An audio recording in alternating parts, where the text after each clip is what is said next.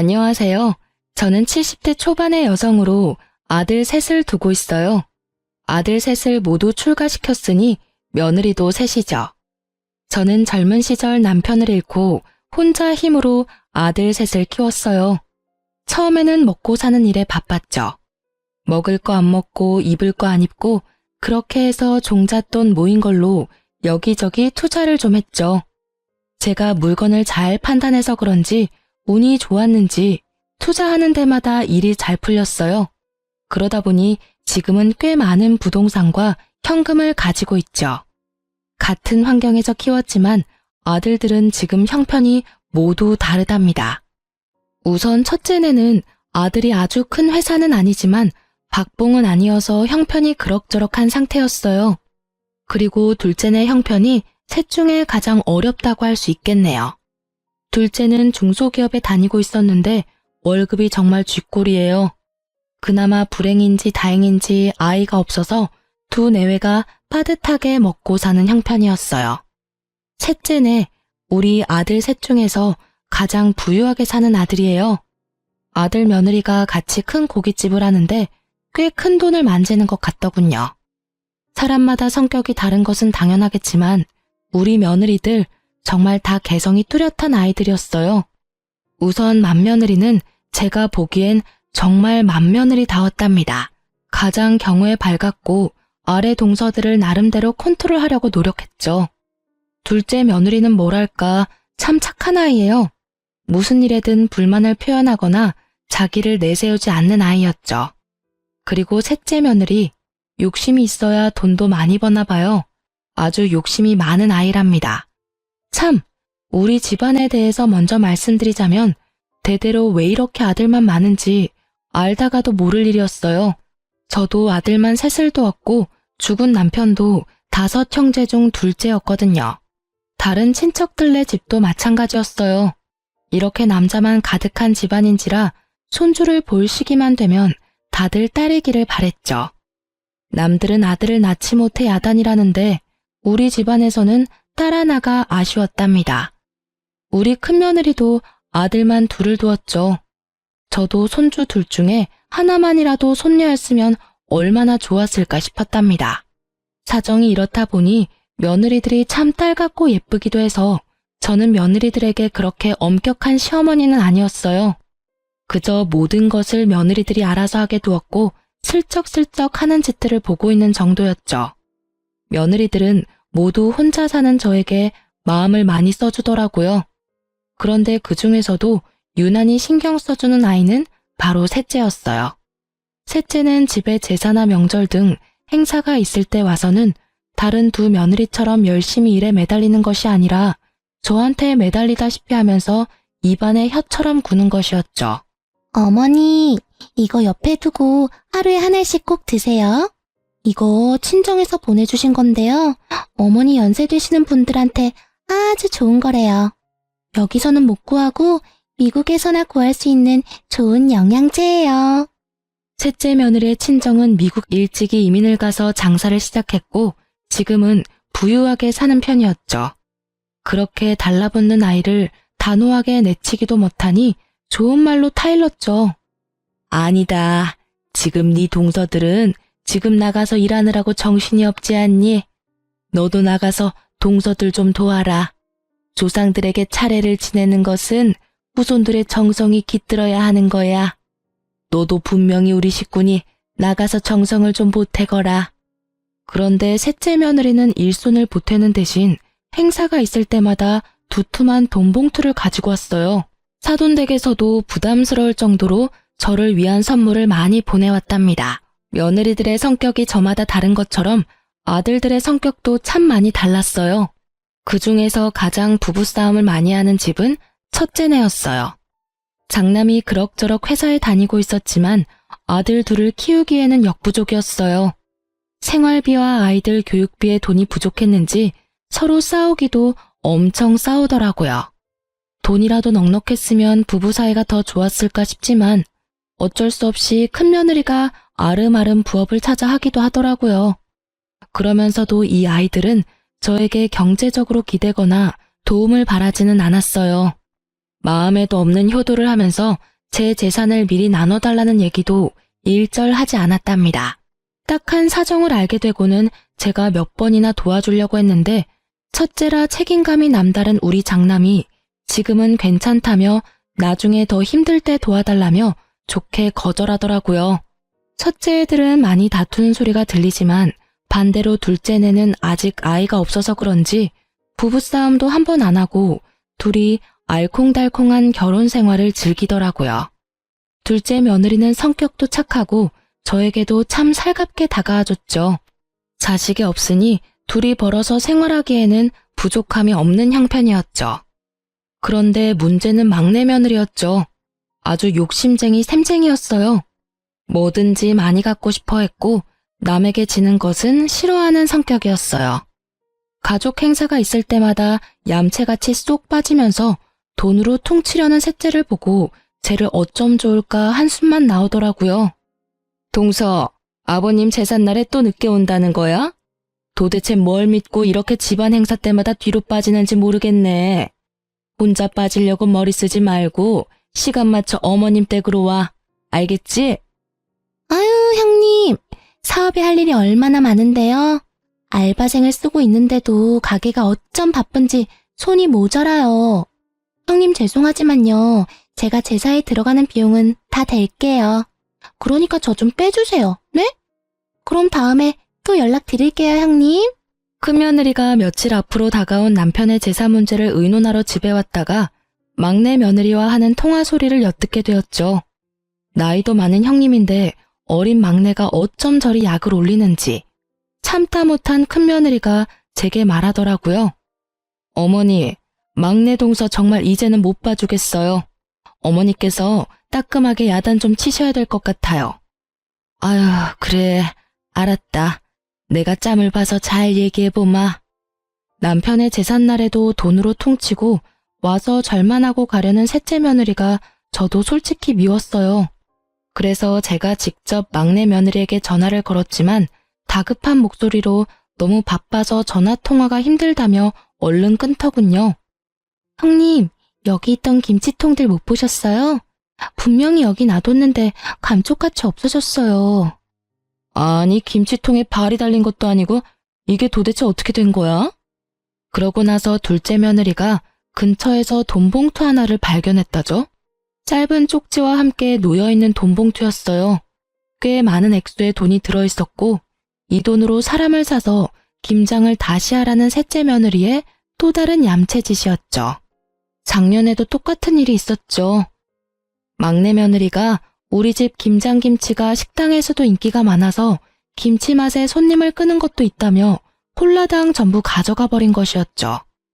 작년에 이어 이런 일이 또 벌어지자 며느리들도 저도 화가 많이 났어요. 드디어 큰 며느리가 당장 시댁에 안 오면 가게로 찾아가서 큰 소리 낼지도 모른다고 말하며 막내를 집으로 불러들이는 데 성공했어요. 그리고 막내를 야단치더군요. 이봐, 동서. 집안에서 벌어지는 행사는 돈으로 하는 게 아니라 사람이 하는 거야. 동서는 왜 사사건건 돈이면 뭐든지 다 된다고 생각하는 거지? 김장 담그느라 우리가 얼마나 고생했는데 그걸 홀라당 가져가 버리고.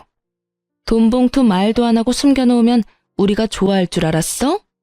남들이 정성 들여 담근 걸 동서가 무슨 권리로 가져가? 입이 있으면 말이라도 해봐. 막내면 더 사근사근 애살 있게 도와줘도 모자랄 판에 형님들이 고생하고 있는 거 뻔히 보이면서 입 꾹 닫고 모른 척 한다는 게 말이 돼? 아유, 형님. 화난 이유는 알겠는데 사람 사서 김장해봤는데 여기 이 집에서 담근 맛이 안 나잖아요. 식당에 김치 때문에 오는 손님들도 많거든요. 그러니까 제 사정 좀 봐주세요. 네? 옆에서 듣던 저도 기가 다 막히더라고요. 정말 그냥 넘어가기가 힘들었어요. 예, 셋째야. 김장 같이 담그는 거 한 해 두 해 된 일도 아니고 그 김치 맛을 원하면 네가 직접 와서 배울 생각을 해야지. 우리가 식구들은 많지만 다 모일 시간이 그렇게 많지 않잖니. 다 같이 모여서 사는 얘기도 하고 천천히 김치도 담그자는 얘기다. 그런데 막내만 보란 듯이 툭 빠지면 시작하기도 전에 사기가 떨어지지 않니? 네 형님 말 잘 새겨 듣고 다음부턴 김장도 직접 와서 배우고 가거라. 알겠니? 셋째는 이런 제 말에도 비용은 얼마든지 넉넉하게 될 테니 식당에서 쓸 김치까지 우리더러 담가달라는 것이었죠. 그러고는 한다는 이야기가 사람을 움직이는 것은 결국 돈이라나요? 제가 세상 일이 그렇게 돈으로만 굴러가지 않는다고 그 생각을 버리지 않으면 언젠가 발등을 찌를 수 있다고 타일렀어요.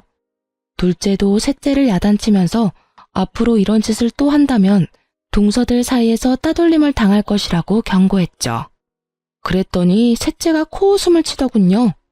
그런데 이런 며느리들끼리의 다툼이 아들들에게도 말거리가 되었나 봐요.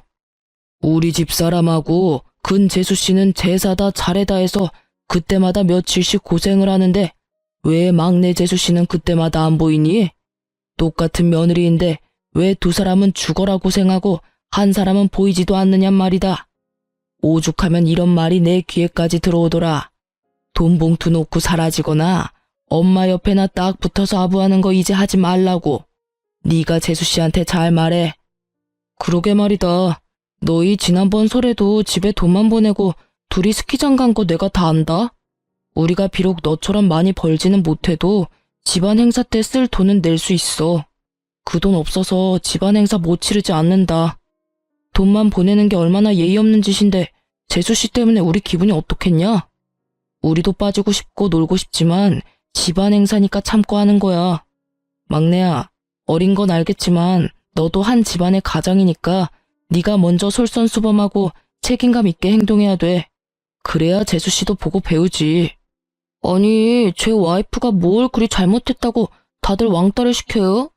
그렇게 그런 게 억울하면 형들도 돈 버세요. 돈 벌어서 힘들지 않게 살면 되는 거죠. 그냥 일 안 하는 것도 아니고 충분히 행사 비용 될 만한 돈은 내놓고 빠지는 거잖아요. 저희도 억울한 부분이 분명 있다고요. 각자의 사정이 있는 거잖아요. 고깃집으로 장사 잘 되는 게 얼마나 힘든 건지 아세요, 다들? 하루라도 장사 안 하면 주변 상권에 밀리기 일쑤라고요. 물 들어올 때 노져야 되는데 지금이 물 들어올 때라 절대 빠질 수 없어요. 저흰 형님들과는 다르게 하루하루가 바쁘다고요. 위에 아들 둘도 셋째 아들의 이런 말에 어이가 없는 모양이더군요. 저 역시 평상시에 아이들의 다툼에 그다지 끼어드는 편이 아니었고 셋째 아들에게 제 생각을 이야기해봤자 별 소용이 없겠다는 생각에 그냥 듣고만 있었어요. 그리고 답답해서 잠시 현관문 밖으로 나갔다가 앞집 손녀딸을 보게 되었죠. 명절날이나 다른 행사 때 우리 집은 그야말로 난장판이었어요.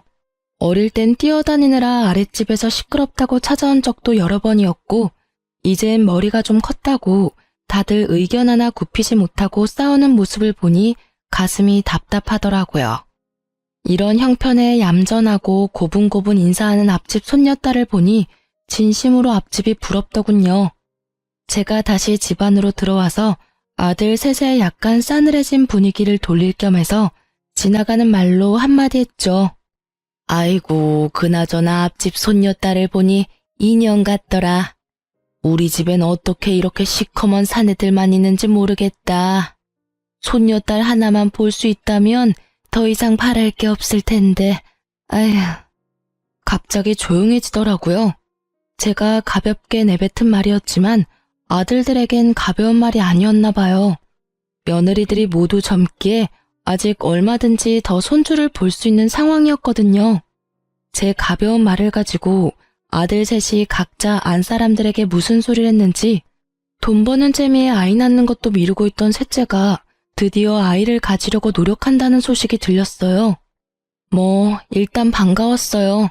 둘 다 젊으니 피임을 그만두고 나서 바로 아이가 생겼다더군요. 그런데 이상하게도 아들 둘을 낳고 한동안 아이가 없었던 첫째네까지 생뚱맞게 아이를 가졌다는 이야기가 들렸어요. 갑자기 손주복이 터지는구나 싶었지만 둘 다 아들일 것 같아서 마음이 불안하긴 했답니다. 그리고 이 와중에 혼자만 아이를 갖지 못한 둘째네가 마음에 걸렸죠. 둘째야, 아직 젊으니까 마음 조급하게 먹지 말아라. 갑자기 웬 손주들이 한꺼번에 둘이 생기려는지 모르겠구나. 네가 신경이 쓰일 것 같아 하는 말이야. 아니에요, 어머니. 그건 사람 힘으로 되는 일이 아니잖아요. 다 하늘이 점지해야 되는 일이죠. 저 아무렇지도 않아요. 걱정해 주셔서 감사해요. 그렇게 첫째와 셋째가 동시에 임신하자 둘째가 신경 쓰이면서도 기쁜 것은 어쩔 수 없었죠.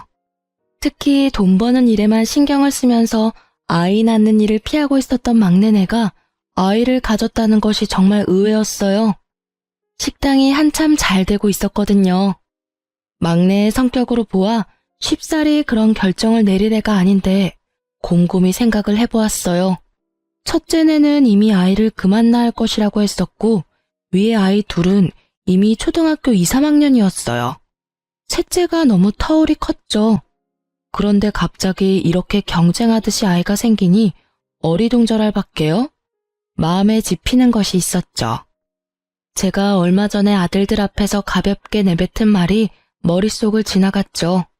특히 돈 버는 일에 재미를 붙여서 집안 행사 때도 절만하고 사라지는 셋째가 갑자기 바깥일을 줄이면서 아이를 가진 이유가 짐작이 되었어요. 제가 그저 지나가면서 한 말을 손녀딸을 낳아주면 가진 걸 다 주겠다는 말이거나 대부분의 재산을 주겠다는 말로 받아들인 것이 틀림없었죠. 그래도 설명이 안 되는 건 첫째네였어요. 평상시에 크게 욕심을 부리지 않은 아이들이었거든요. 그러나 견물생심이라고 평상시에 욕심을 부리지 않았지만 재산을 준다는 말에 욕심이 동했던 것이 틀림없었어요. 첫째네, 특히 큰 며느리, 너도 별 수 없구나 싶었답니다. 하지만 속으로만 짐작을 하고 아이들에게 내색을 하지는 않았어요. 재산 때문에 손녀를 낳아 효도를 하려는 자식들이 한심했지만 일단 임신 중인 아이들에게 나쁜 소리를 하고 싶지는 않았죠.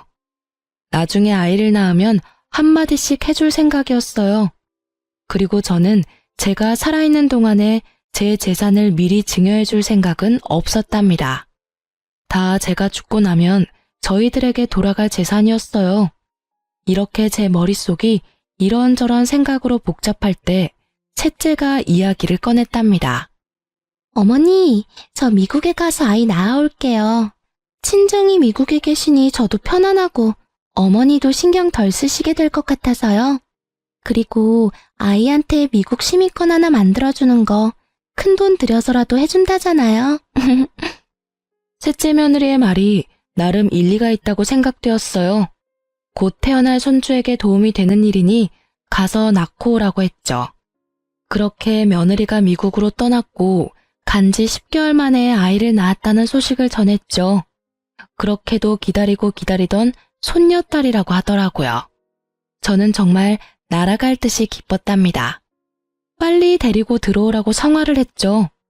며느리가 드디어 아이를 데리고 들어왔어요. 정말 예쁜 공주님이더군요. 기쁜 마음에 친척집 여기저기에도 전화를 걸어서 자랑을 하기 바빴죠. 그리고 비슷한 시기에 임신을 했던 첫째도 아이를 낳았는데 역시나 또 아들이었어요.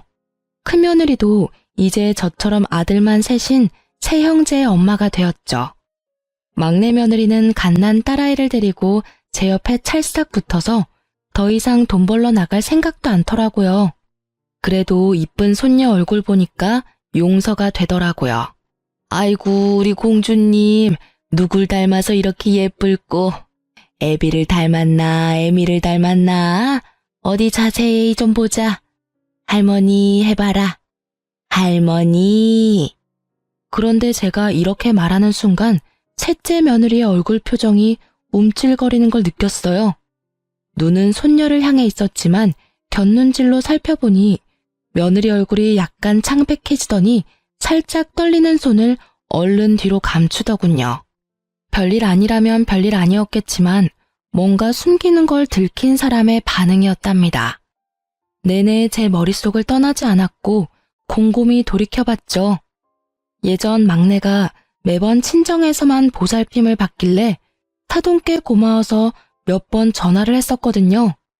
그런데 전화를 할 때마다 며느리는 집에 없다고 하더라고요. 순산을 위해 운동하러 나갔다는 것이었어요. 그리고 제 느낌인지는 모르지만 사돈댁에서는 제 전화를 받는 게 어딘가 불편한 것 같더라고요. 피하는 느낌도 들었지만 그때는 그저 사돈이라는 관계가 어려운 관계니 자주 통화하기 불편해서 그런가 보다 했었죠. 지금 생각하니 사돈의 그 불편하다는 기색도 도가 지나친 것 같았어요. 며칠을 이런저런 생각으로 끙끙 앓고 있다가 가만히만 있어서는 안 되겠다는 생각이 들더군요. 뭔가 이상하다는 생각이 머릿속을 떠나지 않았기에 경찰에 오래 계시다가 퇴임한 제 친정의 사촌 오라버니에게 믿을 만한 곳을 하나 소개받았죠. 우선 며느리의 행적을 캐기로 결정하면서도 제가 며느리의 표정을 잘못 읽은 것이 아닐까, 괜한 일을 하는 것이 아닐까 하는 생각이 저를 착잡하게 만들었어요. 소개받은 곳에서는 우선 아이와 아들의 친자 검사를 의뢰하겠다고 하더군요. TV에서 본 것이지만 요즘은 머리카락, 하다못해 쓰던 칫솔이라도 가져다 주면 친자 관계 검사를 해준다는 것은 들어서 알고 있었어요. 그래서 며느리가 아이를 데리고 왔을 때 아이의 머리카락을 몰래 모아두었죠. 그리고 아들의 머리카락도 어렵게 모았답니다. 그렇게 해서 친자 검사가 진행되었고 결과는 충격적이었어요. 손녀가 우리 아들의 친자 관계가 아니라는 것이었죠. 우선 며느리의 불륜을 의심할 수밖에 없었답니다. 저는 충격에 며칠 동안 식음을 전폐하다가 우선 며느리를 불러 직접 물어봐야겠다고 생각했죠. 아무것도 모르는 막내 내외가 아이를 안고 집으로 들어서더군요. 그런 셋째 앞에 제가 그 검사의 결과지를 내밀었죠. 막내 며느리의 얼굴이 파랗게 질리면서 서 있을 힘도 없는지 그대로 주저앉아 버렸죠. 도대체 왜 이런 일을 저지른 거냐? 막내 너, 솔직히 물어보거라. 저 아이가 네가 밖에서 딴짓을 해서 낳은 아이가 맞느냔 말이야. 아들, 너 왜 놀라지 않는 거니? 설마 너도 알고 있는 사실이니? 빨리 말해보거라. 우리 핏줄도 아닌 아이를 왜 네가 키워주려 했냐는 말이다. 어머니, 저 다른 남자 만난 적 없어요. 그 점에선 저 결백해요. 어머니, 그것만은 믿어주세요. 그러면서 털어놓는 며느리의 얘기를 듣고는 더욱 놀라고 말았어요. 이 일을 계획하고 실천에 옮기도록 한 것이 다른 사람이 아닌 아들이라는 것이었죠. 사실을 따져 물었어요. 아들이 아무 말 없이 바닥을 보고 있더군요. 그리고 흥신소에서는 또 새로운 소식을 알려왔어요. 며느리가 임신을 하고 출산을 하기까지 미국에 있었다는 것이 거짓이었다죠. 그 기간 동안에 며느리의 출입국 기록이 없다는 것이었어요. 귀신에 홀린 것 같다는 생각이 들더군요. 여기까지 듣자 눈앞이 캄캄해지면서 다리에 힘이 다 풀렸어요. 그러니까 임신하지도 않은 아이를 임신했다고 했고 당연히 국내에서 출산을 할 수가 없으니 원정 출산을 하겠다고 한 거였어요. 막내 며느리가 국내 어딘가에 아주 교묘하게 숨어버리고 10개월이 지나기를 기다리면서 그 사이에 아이의 입양을 추진한 것이었죠. 그러니까 결국 셋째가 손녀딸이라고 데려온 아이는 입양하라는 결론이었어요. 결국 제가 지나가면서 한 말을 가지고 저희들끼리 오해를 해서 빚어진 참담한 효도 경쟁의 결과였죠.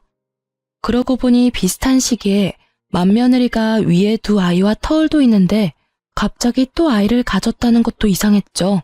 과연 우연의 일치일까요? 맏며느리를 우선 불러서 물어보았죠. 저희는 이제 아이를 그만 낳으려고 애들 아빠가 단산 수술을 했었어요. 그런데 갑자기 아이가 생겼어요, 어머니. 이상하긴 했지만 이미 생긴 아이를 어떻게 하겠어요?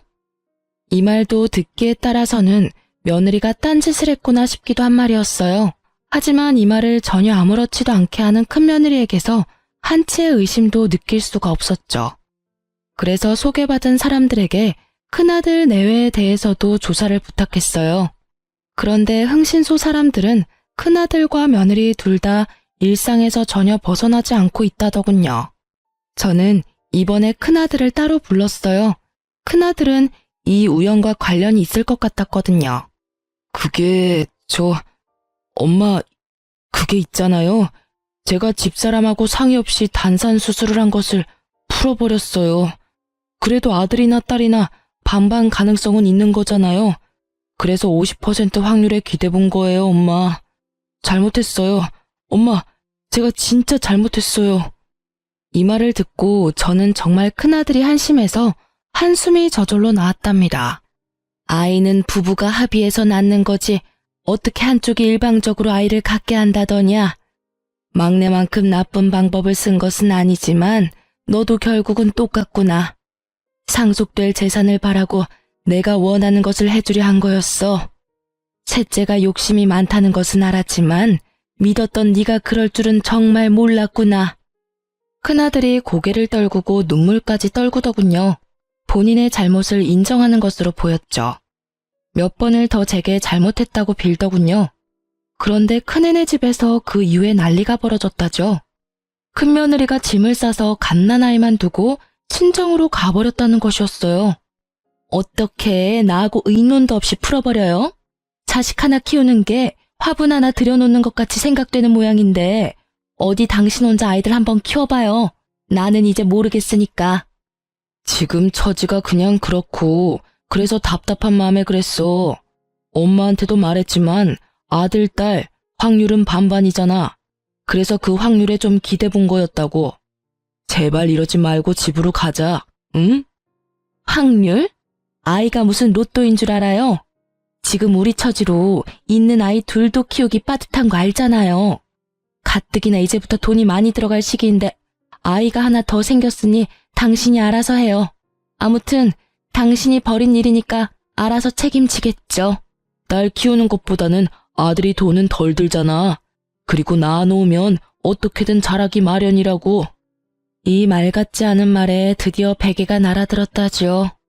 도저히 말도 못 알아듣고 사태의 본질을 알지 못하는 아들에게 며느리가 단단히 화가 난 것이었죠. 아들이 몇 번을 더 가서 싹싹 빌었고 결국 일주일 뒤에 며느리를 데리고 오는데 성공했어요. 아들 복이 터진 집안에 하나 더 생겼다고 크게 다를 것도 없어요. 당신이 쓸데없는 욕심을 부린 데에 너무 화가 나서 이대로 헤어져 버릴까 생각도 했지만 아이들 생각해서 그냥 넘기기로 했어요. 그 대신 회사 끝나면 밤에 나가서 대리운전이라도 뛰어요. 둘도 힘든데 셋을 키우려면 지금 이대로는 절대 안 돼요. 당신이 저지른 일이니 그렇게 해서라도 책임을 져요. 큰아들이 그렇게 하겠다고 넙죽 엎드렸다는 것이었어요. 큰며느리가 오해를 불러일으킬 만한 제 말에 아들이 견물생심의 욕심을 부렸다는 것을 이해했던 모양이더라고요. 이렇게 손주들을 둘러싸고 집안이 온통 북적북적할 때 이 일에 대하여 참견하지 못하고 조용히 있는 사람들이 있었어요. 바로 둘째 아들 내외였죠. 그런데 이 손주 파동이 시작될 무렵에 둘째네가 저한테 와서 한 이야기가 있었어요. 그때 둘째 아들과 며느리가 하는 말에 저는 한 번 더 놀랐고 가엾어서 눈물을 흘렸답니다.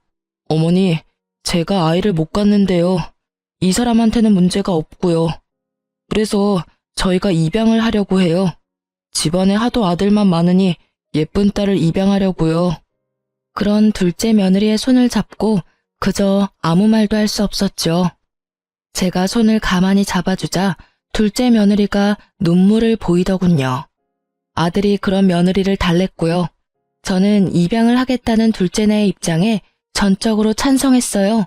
사태의 내막을 알게 된 저는 막내 아들과 며느리에 대해서 화가 날 대로 났어요. 낳지도 않은 아이를 낳았다고 저를 속이고 사돈집까지 그 일에 모두 가담했다는 데에는 정말 참을 수가 없었죠. 저는 아이들 6을 모두 불러 모았어요. 우선 셋째, 내 말을 잘 들어라. 입양한 아이도 분명히 네 아이다. 입양을 갈 처지가 되었다면 그것은 이미 부모로부터 한번 버림받은 거야. 그 아이를 너희가 데려오지 않았다면 어쩌면 더 좋은 곳으로 가게 됐을지도 모른다. 그 책임은 분명히 너희들이 져라. 그 애를 잘 키우도록 해. 셋째네가 그런데 대답이 없더군요. 제가 재차 아이한테 미안한 것을 알고 잘 키우라고 말해도 대답이 없는 것이었어요. 이렇게 해서 셋째네가 가짜 손녀를 만들어 가지고 왔다는 것이 마지네와 둘째네에게까지 알려지게 되었죠. 하지만 막내 아들은 여전히 뉘우칠 줄 모르고 말하더군요. 형들도 솔직히 말해보세요. 엄마가 가진 재산 다 준다고 했잖아요. 그 말에 혹하지 않을 사람이 누가 있어요? 엄마 재산이 한두 푼도 아니고 말이에요. 형들이 정말 나 같은 생각을 전혀 안 했다고 할 수 있어요? 큰아들이 부끄러운지 먼저 고개를 숙이더군요. 그렇지만 동생에게 할 말은 하더라고요.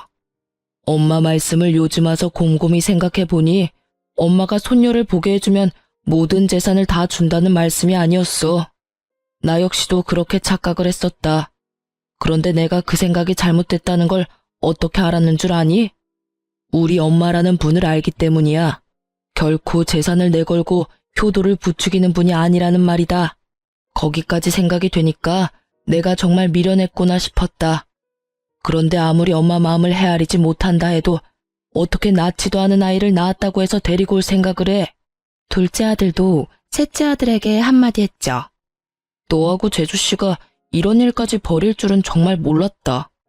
너희들은 아이를 가지고 싶으면 피임만 끊으면 되는 사람들이잖아. 우리는 손녀가 아니라 아들만 줄줄이 낳는다고 해도 우리 피를 이은 아이를 가질 수가 없어.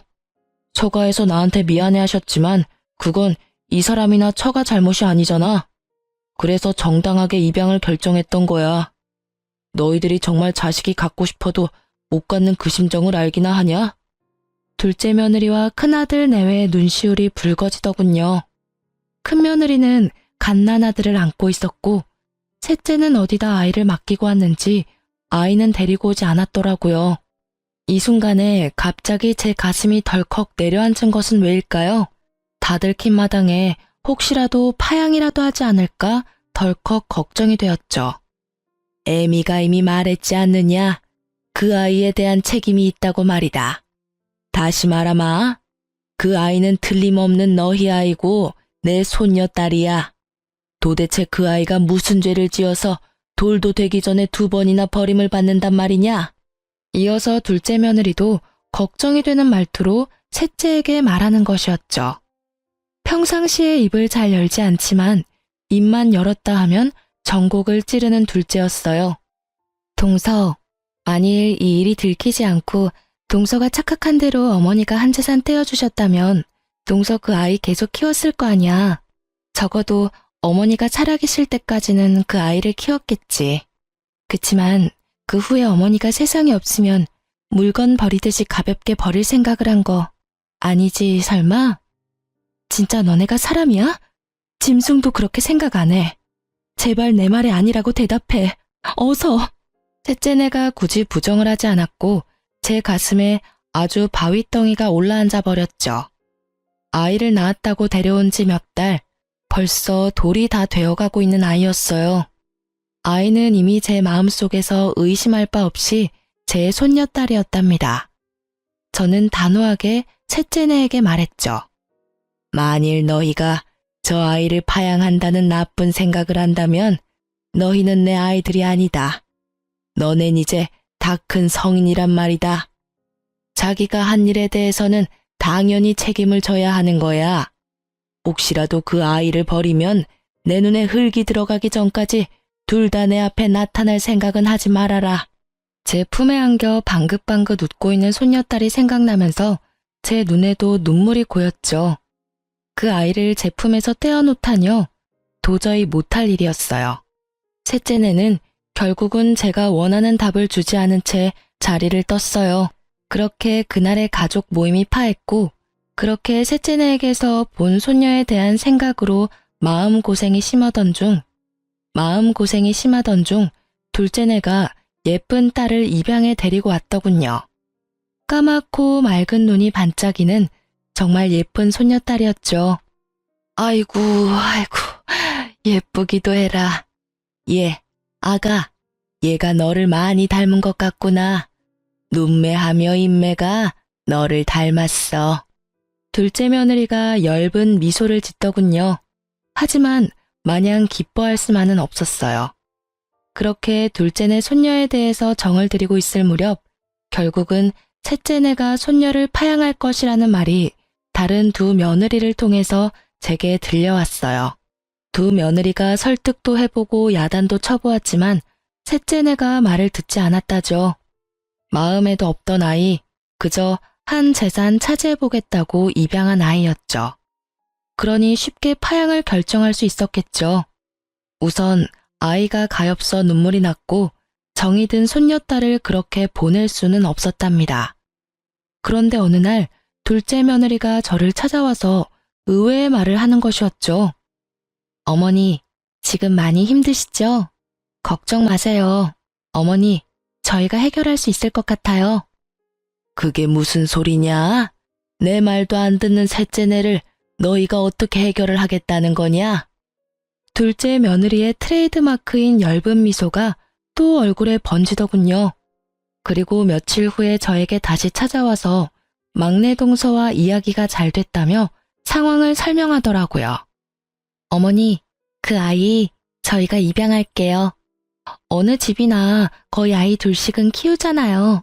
저희가 형편이 빠듯하긴 하지만 애아빠가 투잡을 뛰어서라도 아이들은 키워내겠다고 했어요. 이미 우리 집안 딸인데 어디 딴 데로 보낼 수는 없잖아요. 그리고 우리 아이도 외롭게 혼자 자라는 것보다는 같이 자라는 게 더 좋을 것 같아요. 동서가 쉽게 동의했어요, 어머니. 이 이야기를 듣고 저는 저도 모르게 둘째의 손을 따뜻하게 잡았어요. 밥이 입에 넘어가지 않았던 저는 정말 둘째의 따뜻한 마음 씀씀이가 기특하기 이를 데 없었답니다. 그러나 저는 둘째가 그 아이를 새로 입양하기보다는 여전히 셋째네가 그 아이를 버리지 않기를 더 바랬어요. 하지만 셋째네는 제 기대를 저버리고 말았죠. 네가 결국 못할 짓을 하는구나. 나는 너같이 비인간적인 아들을 낳은 적이 없어. 어릴 때 비록 어렵게 키우면서도 그렇게 가르친 적도 없고. 그건 자기 자식을 버리는 거하고 똑같은 거야. 그걸 도대체 모르겠다는 거냐? 지금 그 갓난쟁이를 바라보는 셋째 며느리의 눈빛은 어디 남의 집 아이를 잠시 데려와서 돌봐주는 것 같았어요. 혹시나 한 번 더 버려질까봐 급한 마음에 일단 제가 데려와서 돌보았고 곧 둘째네가 아이를 데리러 왔어요. 아이를 받아 조심스럽게 품에 안는데 둘째의 따스한 마음이 느껴졌답니다. 두 손녀딸을 나란히 뉘어놓고 바라보았죠. 하마터면 버려질 뻔했던 셋째네 아이가 다시 우리 집 아이가 된 것이 너무나 다행이었고 둘째네에 대한 고마움에 마음이 울컥하더군요. 너무나 기가 막히게도 아이를 낳을 수 없는 둘째에게 갑자기 아이가 둘씩이나 생긴 거였어요. 그것도 우리 집안에서 눈 씻고 찾아볼 래도 없는 예쁜 딸이 말이에요. 저는 경고한 대로 정말 셋째네를 집안에 들이지 않았어요. 막내가 철없이 저한테 전화를 해서 따지더군요. 엄마, 아이를 입양했다가 파양하는 것은 부모의 자유잖아요. 그것 때문에 우리한테 문도 열어주시지 않는 건 엄마가 너무 하시는 거예요. 자유? 자유라고? 피치 못할 이유로 파양을 하는 경우도 물론 있을 수 있지. 하지만 너희들은 적어도 입양을 할 때부터 그 이유가 순수하지 않았다. 그저 내가 가진 재산을 물려받을 도구로 그 아이를 선택했던 거 아니냐? 그리고 파양을 하려는 이유도 피치 못한 게 아니야. 이런 것도 너희들은 자유라고 하는 거냐? 그건 자유가 아니라 한 아이의 인생을 마구 쥐고 흔드는 짐승 같은 짓이라고 하는 거야. 결국 서류까지 다 정리가 되어서 아이가 정식으로 둘째네 아이가 되었답니다. 고맙다. 네가 우리 집안의 소원을 풀어주었구나. 정말 미안하고 고맙다, 아가. 제 평생에 아이는 없을 줄 알았는데 하나가 생기니 하나가 또 생기네요. 이 아이 둘은 제 가슴으로 낳은 아이예요. 잘 키울게요, 어머니. 제가 계속 셋째네를 외면하며 안 보려 하니까 셋째 아들이 별 희한한 말을 입에 담더군요. 제가 죽고 나서 두 형에게만 상속이 된다면 소송을 불사할 거라고 말이죠. 저는 이 말에 셋째 아들에 대해서 정말 머리끝까지 화가 치밀었답니다. 세상 일이라는 것이 참 희한하다는 생각이 들더군요. 집안에서 그토록 보고 싶어 하던 손녀딸을 아이를 낳을 수 없는 둘째가 둘이나 안겨준 셈이 되었으니 말이에요. 아이를 낳을 수 없다는 진단을 받았을 때 그 여린 것의 마음이 어땠을지 짐작이 가더군요. 세네에서 늦게 본 아들과 입양한 손녀 둘. 이 아이들이 무럭무럭 자랐어요. 큰아들은 정말 대리운전까지 하면서 셋이나 되어버린 아이들을 키우려 무단히 노력하고 있죠. 그리고 둘째네, 아이 둘을 키울 형편이 아니었어요. 며느리도 직장을 알아보아 취직을 했답니다. 아이 둘은 저와 큰며느리가 돌아가며 봐주었어요. 저는 그런 둘째에게 제가 가지고 있는 현금의 일부를 증여해 주었답니다. 큰아들네에게도 조금씩 도움을 주고 있어요. 둘째네는 자신들의 힘으로 키워보겠다고 했지만 저는 어릴 때 엄마가 같이 있어주는 것이 아이들을 위해서 더 좋을 거라고 판단했어요. 그래서 직장에 나가지 말고 아이들에게만 신경을 쓰라고 굳이 아이들의 양육비로 돈을 주었죠. 그런데 그렇게 잘 나간다던 셋째 아들의 사업이 갑자기 전 세계적으로 유행한 감염성 질병 때문에 된소리를 맞았다는 말이 들리더군요. 우리 셋째네뿐만 아니라 사람들이 모여야 장사가 되는 사업 특성상 자영업자들의 생계가 모두 막막한 지경에 처해버린 거죠. 그것은 미국의 사돈댁까지도 예외가 아니었다고 했어요. 심지어 제가 신경통 때문에 자주 가던 사우나까지 갈 수가 없게 되어버릴 정도였죠. 결국 셋째가 저에게 손을 벌리더군요. 큰 잘못을 저질렀지만 그래도 자식이라고 제 마음이 왜 흔들리지 않았겠어요. 하지만 여러 번 고심한 끝에 저는 셋째의 부탁을 들어주지 않기로 결정했어요. 아직 손녀딸 문제에 대해서 잘못했다는 기색이 없는 아이들이었죠.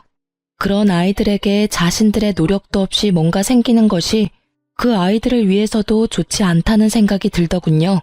막내가 여러 번 도움을 청했지만 저는 식당 문을 닫고 나중에 포장마차부터 다시 시작하는 것까지 각오하라고 했어요. 그렇게 스스로의 힘으로 다시 일으켜보라고 했죠. 세월은 무심하게 흘러서 새로 태어난 새 손주가 무럭무럭 자랐고 어느덧 초등학교에 입학할 나이가 되었어요.